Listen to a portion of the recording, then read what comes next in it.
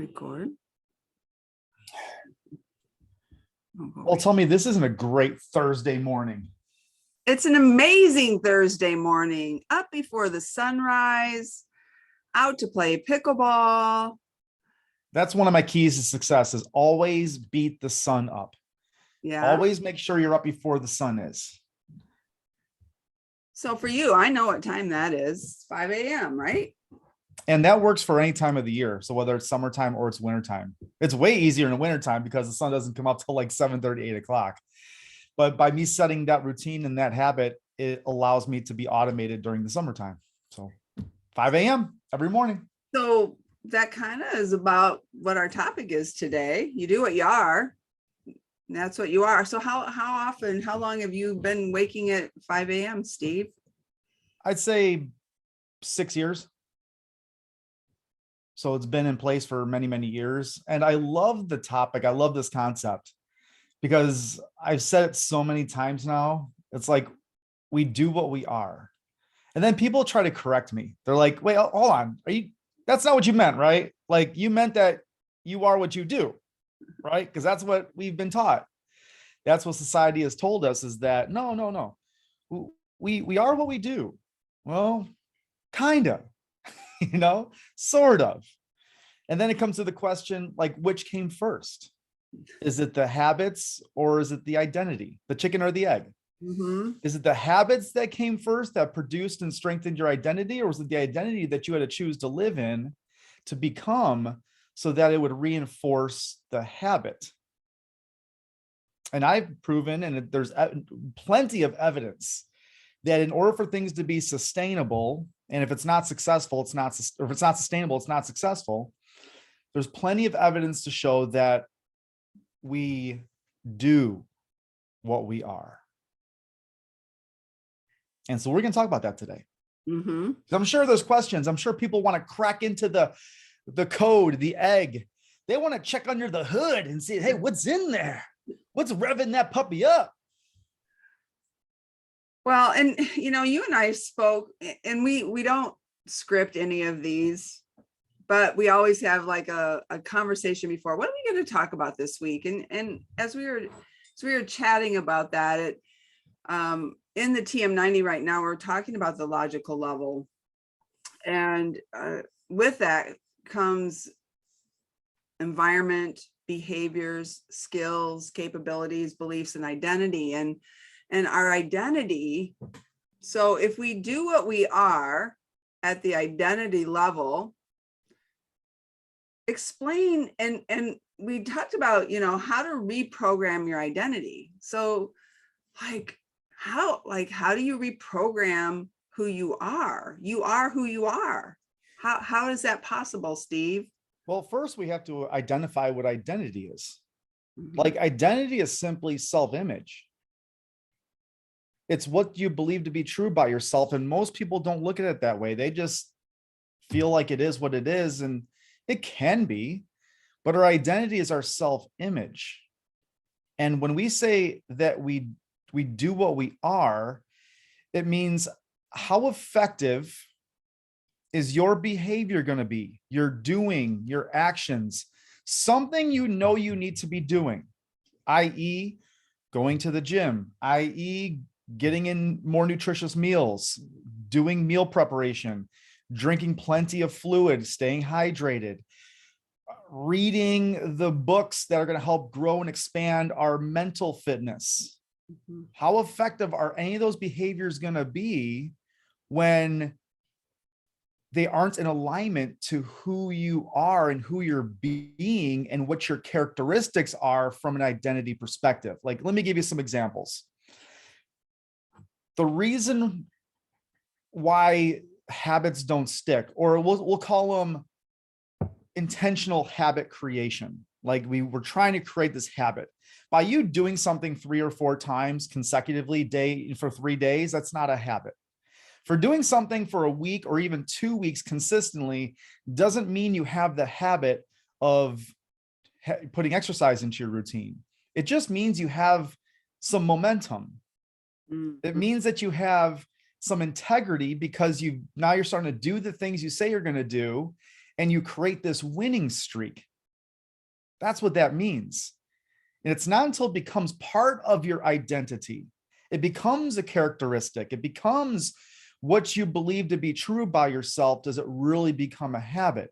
So back to what I was saying, how effective is any behavior, any action going to be when you truly are coming from a place of being that of uncommitted?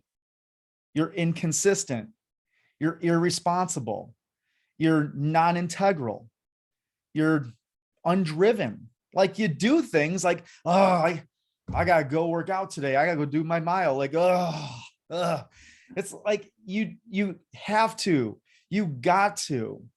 And it's not until you flip that script and you say, no, this is a phenomenal opportunity. I am an exerciser. I am a fit, healthy person. I am a 4.0 pickleball player. Yeah, baby. So you can relate exactly. And like, that's what I want, because I want real practicality to this. I have stories that I can share about clients and clients and clients. But Gayle, you've started playing pickleball and being an avid pickleball player. And this demonstrates exactly that you do what you are. And you started 3 months ago? I'd say I have about 3.5 months of pickleball activity in my whole life. Right. About a month last year when we were, in Florida, where I thought, what's that court? That's a weird looking court. And we learned the fundamentals of pickleball. Then coming here to Happy Trails this year, there's 14 pickleball courts. People are up at 7 a.m. I'm challenged now by my friend Gidget to be up at 7 a.m. Well, so let's back up. When we first got here, Steve and I love pickleball. We want to learn pickleball. And I knew there was gauges like 2.5, 3.0, 3.5, 4.0 and up. And I go, 4 is my number. So I just flippantly said I'm a 4.0 pickleball player. And I've begun to learn what that really means. So see, at my identity, I say it, I claim it.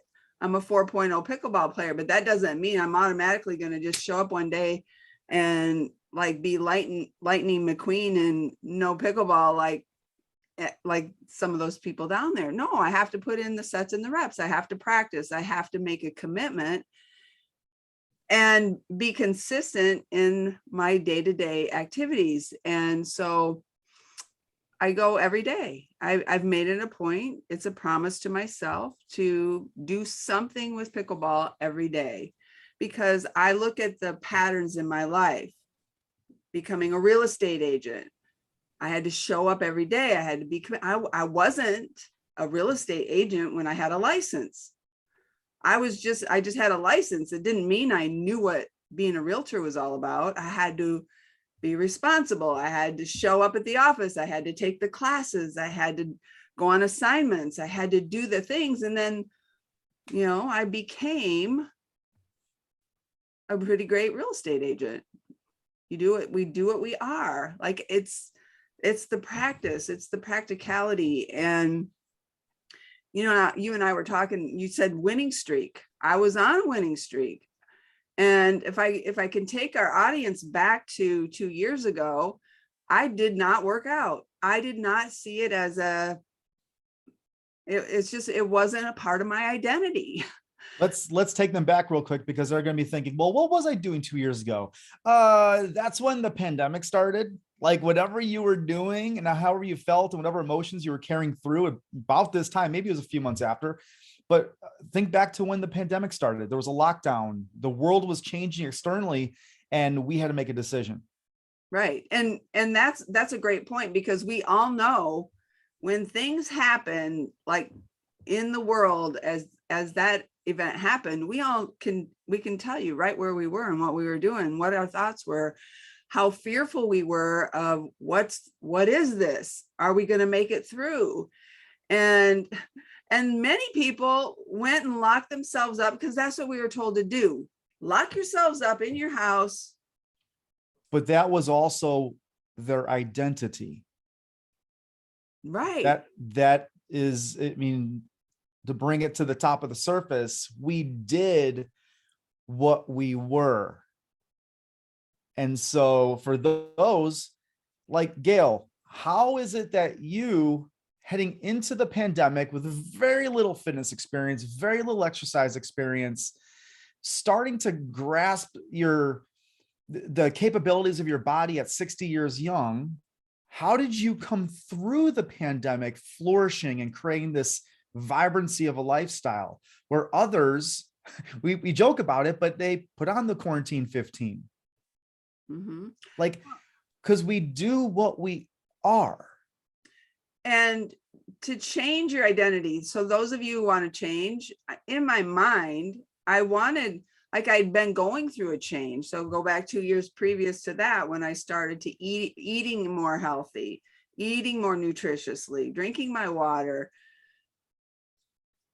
thinking I could do everything. I could get everything I wanted by just what I put in my mouth.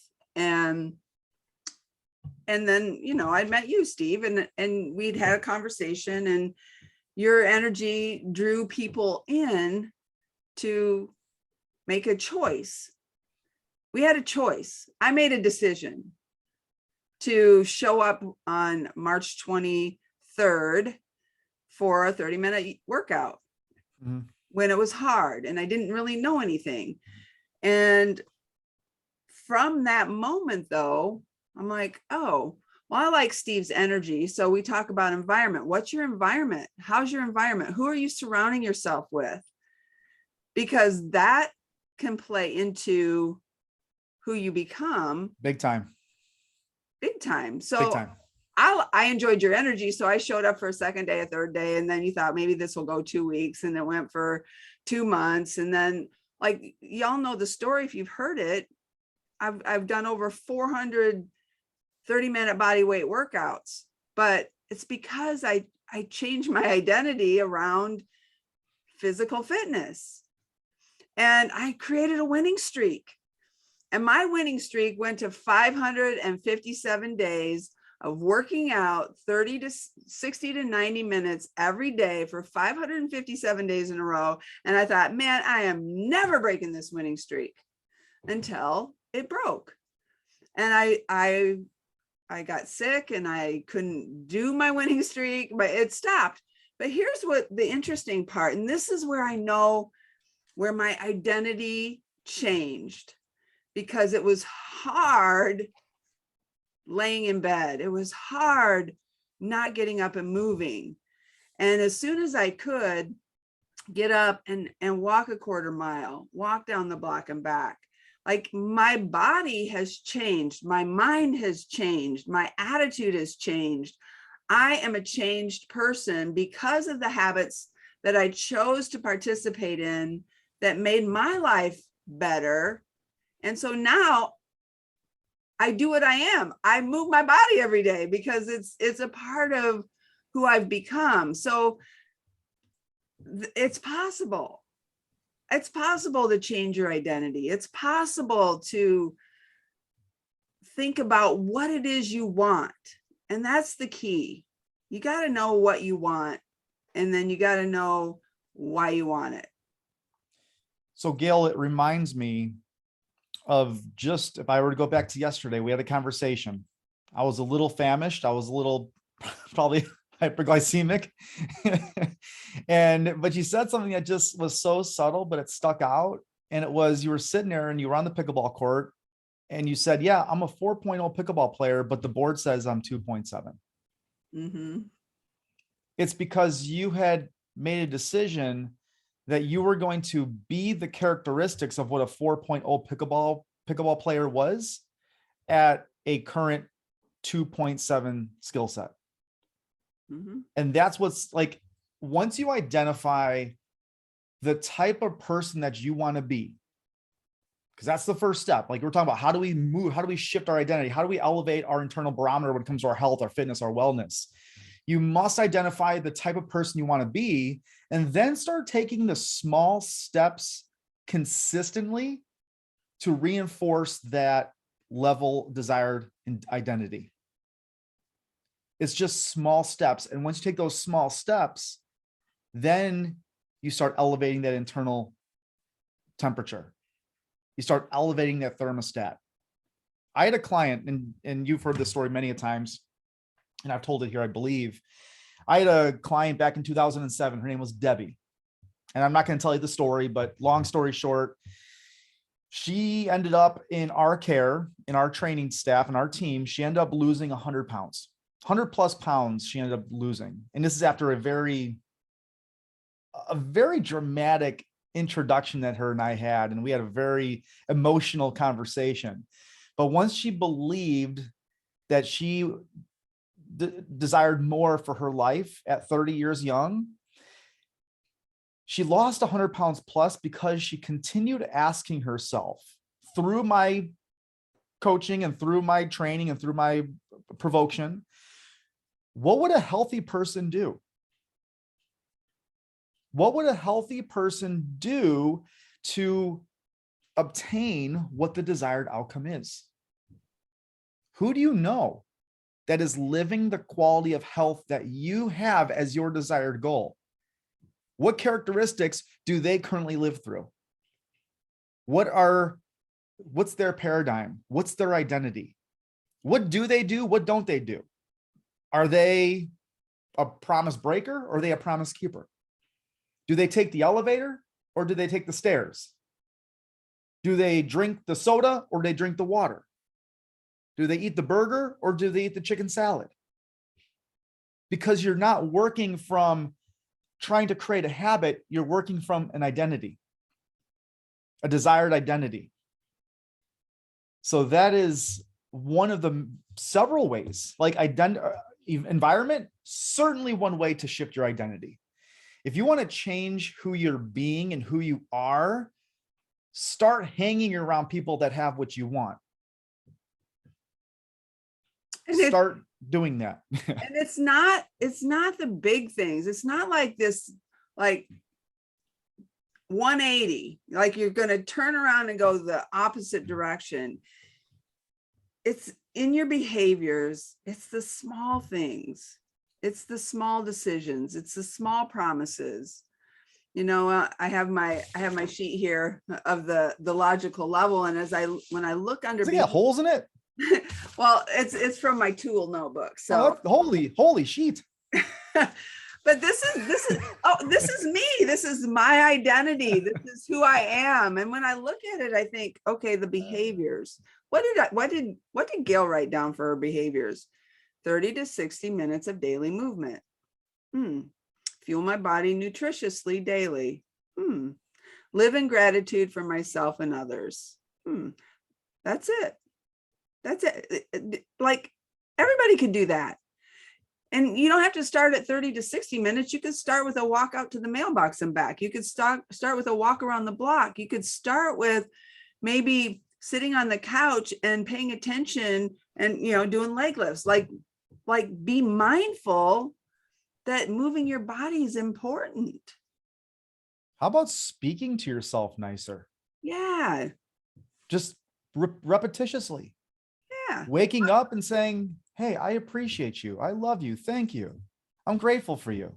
And then before you go to bed at night, I love you. Thank you. I'm grateful. I appreciate you. And then another 5 or 6 times throughout the day, you just have little reminders set throughout the house or on your phone and just give yourself a little bit of kindness. Instead of saying, oh, who am I to think I can have that? Or, oh, I can't do that. Or I doubt myself, or who's ever going to listen to me? It's like you have so much power, or you have so much influence and impact that they don't realize it. And that does play a role in your identity, because if you're going to the logical level again, which we've done a podcast episode on that, is your identity is going to be supported by your beliefs. And your beliefs are supported by your character or your skills and capabilities. Yeah. So yeah, here's my skills and capabilities, in case you're wondering. I'll just share. I was just gonna ask you. Positive, protected mindset is number 1. Accountability to daily actions, and being a promise keeper, keeping my word, being self-integral. And I have learned that it's become a skill. Why? Because it's become a habit. Why? Because I do it every day. You get better at something the more you do it. If you procrastinate, you're better at that every day if you're practicing it. But if you choose to make a choice, to make a decision, to move off, go, and do something for yourself, live a vibrant life with less effort. This helps me to live a vibrant life anywhere I'm at. You just gave me a thought, and I want to tie this all together here as we're closing out. Is you said the word procrastination. And what makes more sense? If you're thinking about this logically, if you're using the left side of your brain, prefrontal cortex, you're like, oh, that makes sense to me. You do what you are, or you don't do what you are, such as procrastination. You don't do the dishes. You don't do the laundry. You don't take that walk. You don't clean up that mess. You don't do those things because you are a procrastinator. Versus what we've been taught essentially is that we are what we do. I'm not a procrastinator because I don't do those things. It's the act of me not doing them that's reinforced by my identity of being a procrastinator.